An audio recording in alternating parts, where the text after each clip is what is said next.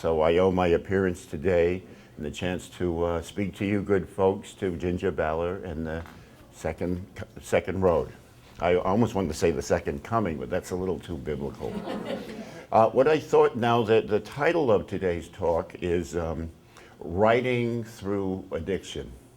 And we can sort of talk about that. I mean, we had to put something down in the brochure. For me, it was, although I tried to write somewhat when I was younger, I liked writing, I liked reading particularly. I liked books because for me, when you open a book, no matter what the book was about, the thing that always got me was the person speaking in the book, the writer, always seemed to want to be my friend. So that's made me love books, that's simple truth. And I tried to write, but didn't really pursue it as a career. But then it came a point in my life when I ended up living on the streets of Manhattan for 12 years. The short version of how that happened was that I was pretty much living an empty life. You know, it was the 80s. I had enough of the baubles. I've acquired enough of the baubles that we're all urged to seek, you know, the fake Armani suit. You know, I had a title in my door as marketing manager, had my little place on my own apartment, nice little apartment, and I could see already that this was supposed to be the arrival and end all and be all of existence, that getting these things would somehow fill me up. So I was living and working in a kind of quiet desperation that was kicked into overdrive when a few dramatic events occurred. One, I had my own business, sort of a graphic design business, and my partner went out one day near Easter and never came back, had a heart attack and died. My father then died.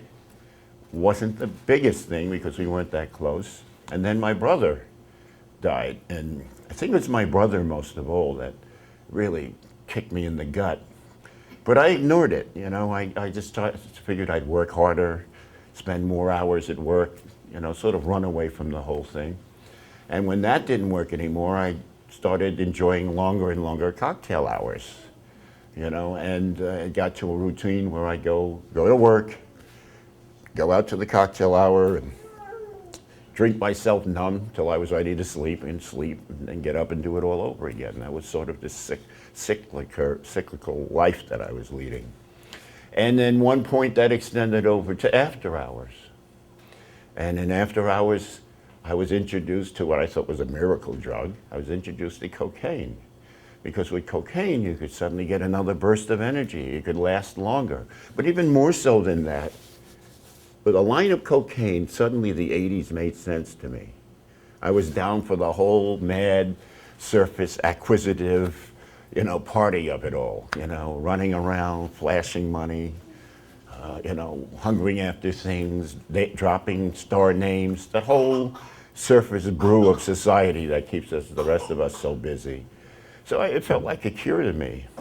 But eventually that turned into an affair with the harder form of cocaine, which is crack cocaine. And I remember the night, a friend of mine showed up at my door with this little rock, and I took a drag of that, and it was like love, orgasm, winning the lottery, omnipotence, Christmas morning, all wrapped into one, and then some. So there I was. That was my new love affair. I spent the next 8 or 9 months going through everything I owned, all my bank account, hocked all my stuff, didn't go to work much. And the strangest thing happens, you know, if you don't go to work, they stop giving you checks. And if you don't pay your rent, they send a marshal to your door to repossess it. And that's exactly what happened to me. And suddenly I was homeless. Now, an interesting thing about this is I used to feel that my identity was in things. When I came home on the train with my fake Armani suit and I knew I had a title, that was who I was. This was my identity. And when I passed homeless people at that time, my biggest fear was that would happen to me. Because without all these props, who would I be? So my biggest fear was that happening to me. Yet when it happened,